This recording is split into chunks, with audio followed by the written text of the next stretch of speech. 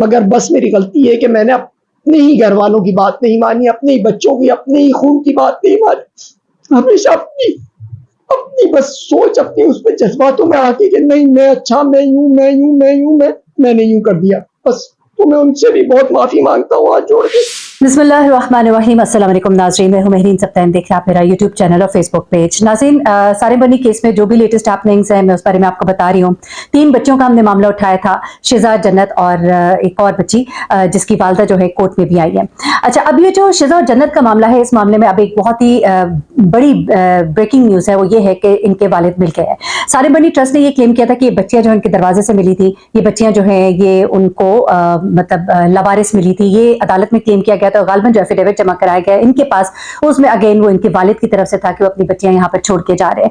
अब ये चीजें जो है इसलिए भी बहुत कंफ्यूजिंग हो रही है कि कोई पेपर जो है वो अदालत में प्रोड्यूस नहीं किया जा रहा। अब इस वक्त इन बच्चियों के वालिद वासिफ शब्बीर, जिनकी पूरी कहानी मैं आपको अपनी गुज़िश्ता वीडियो में सुना चुकी हूँ, किस तरह इनके और इनकी बीवी के दरमियान मामला हुए थे, पसंद की शादी थी, अलहदगी हुई, घर वालों ने बच्चे रखे, ये बच्चे उनसे लेकर चला गया और उसके बाद जाके इसने अपने बच्चे जो है सारिम बनी ट्रस्ट में जो है वो जमा करा दिए।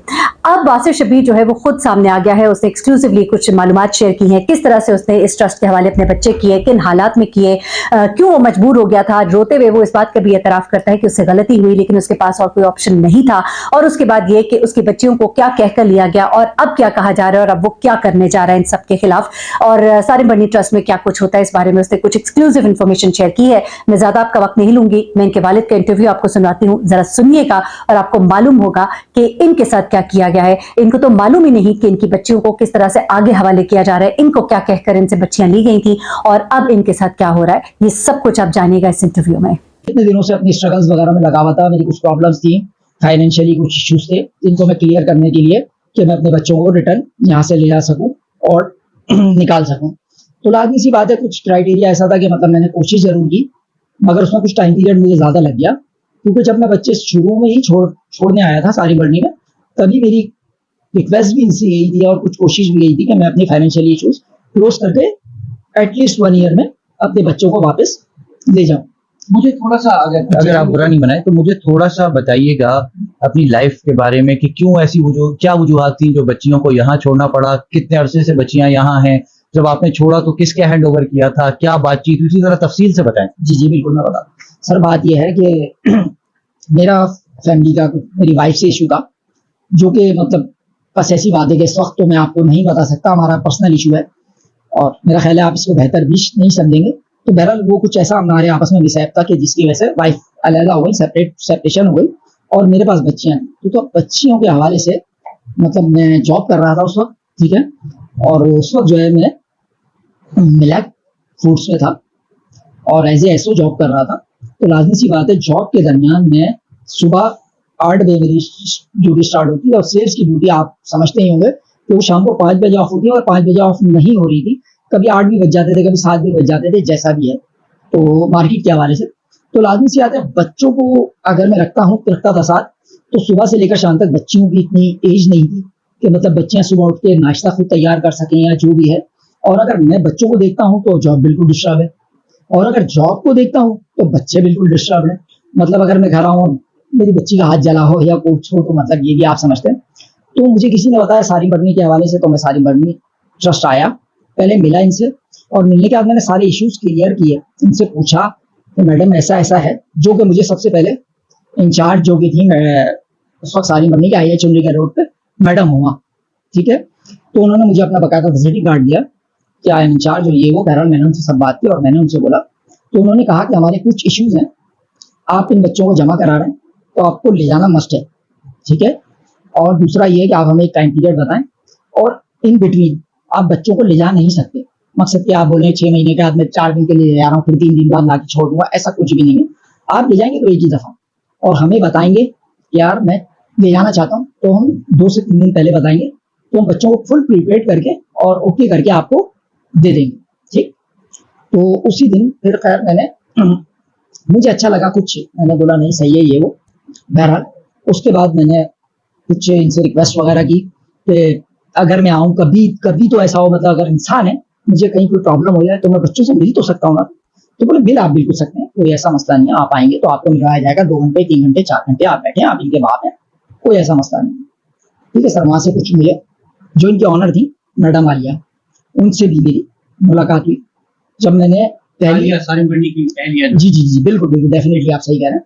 तो पहली मैंने रिक्वेस्ट एक लिखी इनको और वो साइन की कि मैडम मकसद मैं अपने बच्चे यहाँ दोनों छोड़ रहा हूँ आपके पास, और काइंडली मतलब इनकी जो भी वो हो वो मैं करने को तैयार हूँ। और अगर कहीं फाइनेंशियली तौर पे, क्योंकि इतनी कोई हाई फाई स्ट्रॉन्ग मैं भी नहीं था, मगर थोड़ा बहुत अगर कहीं फाइनेंशियली मेरी कहीं जरूरत आपको मतलब 1 to 5,000 मंथली की, तो वो मैं, तो उन्होंने मुझे बोला नहीं ऐसी कोई बात नहीं है, हम तो मतलब सोशल वेलफेयर ही इसलिए खोला कि मदद के लिए, तो मतलब हम तो मदद करने के लिए बैठे, तो उसके अलावा अगर आपको कोई अपने लिए चाहिए तो आप बोले आपकी भी। तो मैंने बोला नहीं ऐसी कोई बात नहीं, खैर करा। वहाँ मेरी मैडम वाली से भी 2-4 मिनट की मीट होती है। वो कहती है मतलब कि मैं जो है वो मतलब ना मैं रंग से नहीं मिलती हूँ और ये वो एक्स वाई जेड। खैर बहरहाल वो उनकी अपनी इशू है, मैं उनको भी नहीं छेड़ना चाहता, जिस तरह मैं अपने इशूज को नहीं छेड़ा रहा। तो बहरहाल मैं वहाँ बच्चों को उनके हैंड ओवर कर देता हूँ। और जब हैंड ओवर हम लोग हो रहे हैं, बच्चे हैंड ओवर मेरे हो रहे हैं, ये बहुत ऑथेंटिक बात है, इसको देखें और भाई आप बिल्कुल सोचिएगा और समझिएगा और देख लें कि दोनों बच्चों की तस्वीर, एक बेटी मेरी इस गोद में है, एक बेटी मेरी इस गोद में है, और पिक खिंच रही है। पहले एक दफा पिक खींचती है, फिर महिला मैडम इस तरफ खड़ी होती है, और एक और उनका जो भी मकसद में नाम मेरे जहन में नहीं है, स्टाफ में मतलब बहरहाल मैं उनका नाम जानता हूँ मगर अभी मेरे जहन में नहीं है।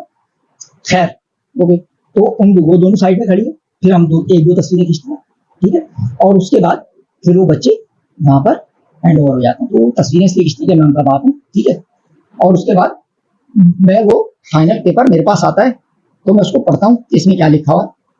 उस पर वही सिंपल पैटर्न है कि भाई बच्चे इस तरीके से आप छोड़ रहे हो, ये इनका नाम है। अच्छा बच्चों का नाम मैं आपको क्लियर कर दूं, आपने नाम लिया, बच्चों का नाम है शिजा फातिमा और जन्नत फातिमा, ठीक है। मेरा नाम मोहम्मद वासिफ शब्बीर, मेरे वालिद का नाम शब्बीर अहमद शाह, ठीक है, ये क्लियर है। और ये दोनों बच्चे हैं, और जिस वक्त भी जिस लम्हे मतलब मैं बच्चे को सामने जाऊंगा तो मुझे इंशाअल्लाह ताला कहना नहीं पड़ेगा कि ये मैं इनका बाप हूँ। और ये आप लोग भी सब इस बात को समझते हैं कि बाप को भी क्या बताना पड़ेगा कि ये मेरी बच्चियां और मैं इनका बाप हूँ। फिर कैसा बाप और काहे की बच्चियां, वो बच्चियां खुद मुझसे बोलेंगी कि ही इज माय फादर। तो मुझे ना कहना पड़ेगा, ना बाबर साहब को, ना किसी को के बताना पड़ेगा। अच्छा बाबर साहब मैं तो मतलब 100% आपको नहीं टाइम बता सकता, मगर 3.5 से 4 साल का पीरियड है ये, ठीक है। एक दूसरा इसके दौरान मैं तकरीबन बच्चों से 7 से 8 दफा मिल चुका हूँ, और मिलना भी ऐसा कि मतलब मैं बच्चों से मिला हूँ और बच्चों को अपने घर भी लेकर आया हूँ, ठीक है। उनकी सालगिरह पे उस सालगिरह की जो पिक्स हैं वो भी मैं जब आप बोलेंगे तो आपको उसके ऑथेंटिक बिल्कुल, और जहाँ गवाही किया उनकी जरूरत होगी वो भी आपको पेश करूंगा, ठीक है। मैं सब किसी का नाम डिस्क्लोज नहीं करना चाह रहा, ना ही करूंगा, ठीक है। मगर वो एक मेरी सिस के घर में वो पूरी सेलिब्रेट हुई है पार्टी, जी बिल्कुल सेलिब्रेट हुई है, ठीक है। और मकसद वो जेन्युइन है, सही है। और आप ऐसा है कि कोई भी आदमी इस चीज को डिनाई नहीं कर सकता कि इन बिटवीन मतलब ये वही पीरियड के दरमियान में उन बच्चों को निकाल के ला रहा हूँ, कि मकसद ऐसा तो नहीं वो बच्चे हवा में उड़ के मेरे पास आ गए और मैं उनको बहन के लिए गया और 3 दिन सालगिरह कराने के बाद उनको फिर हवा से ले आके वहां पर दोबारा जमा करा दिया। जब मैंने उनको वहां से लिया होगा तो भी पिक्स खींची है, सारी बदली की बात कर रहा हूँ आपसे, ठीक है। ये मैं आपको बिल्कुल लास्ट बात बता रहा हूँ। वैसे तो मैं 7-8 दफा बच्चों को ला चुका हूँ घुमाने के लिए इसके, क्योंकि कुछ ऐसी बात थी कि मैडम आलिया से जब मिलता रहा 2-4 वीक्स हुई, तो उन्होंने मतलब जो भी मेरा अल्लाह पाक बेहतर जानता है कि उनको क्या अच्छा लगा मेरे अंदर या क्या सलाह, तो उन्होंने कहा ठीक है मकसद आप ले आ सकते हैं, हालांकि उनका ये रूल नहीं है कि आप बच्चे घर ले आओ, ठीक है। मगर फिर भी उन्होंने मुझे दिए कि चलो तो 1-2 दिन के लिए, मगर देख लें आप हमारी इज्जत है और यूं है वो। मैंने बोला मैम आप इस चीज से बेफिक्र हो जाए, मतलब आप इधर कहीं जाने नहीं दूंगा। और मैं इस बात को नहीं कह, उन्होंने मुझसे कोई फाइनेंशियली इसमें कोई फेवर मांगा हो या कुछ भी नहीं, ऐसा मुझे ही फेवर दिया, इनके लिए मैं उनका बहुत शुक्रगुजार हूँ। तो मैं लेकर आया बच्चों को 24 साल लगा। आखिरी बात बता रहा हूँ आपको, लास्ट में उनको लेकर आया, मेरे बच्चों की सालगिरह थी, ठीक है। अच्छा इत्तेफाक की बात है, मेरी माशाल्लाह दोनों बेटियों की जो सालगिरह है वो 20 जून को है, दोनों ये अल्लाह की कुदरत है, दोनों 20 जून को पैदा, दोनों ही बेटियां माशाल्लाह एक ही दिन की पैदाइश है। और बस ये समझ लें कि आप टाइमिंग्स का फर्क है, साल का फर्क, हाँ ईयर्स का, और टाइमिंग्स का मतलब एक बेटी दिन को 11 बजे तो एक रात को 8-9 बजे, मगर डे सेम है। तो दोनों बेटियों को मैं सेम डे पे मतलब लाके उनकी सालगिरह को सेलिब्रेट करता हूँ, और मतलब उस सेलिब्रेशन में मेरे अपने घर के लोग सब शामिल हैं और उनकी पिक्स मौजूद हैं, जो पिक्स खींची हैं मेरे साथ, मेरे और बच्चों के साथ, वो मौजूद है। वैसे तो मैं समझता हूँ इन सब चीजों की कोई जरूरत ही नहीं, मगर अगर कहीं जरूरत आपको पेश आती है तो वो भी प्रोवाइड हो जाएंगी, ठीक है। और इतना ही मैं समझता हूँ, मतलब मैं तो ये समझता हूँ कि सारी मनी ट्रस्ट को भी इन सब चीजों की जरूरत ही नहीं पड़ेगी।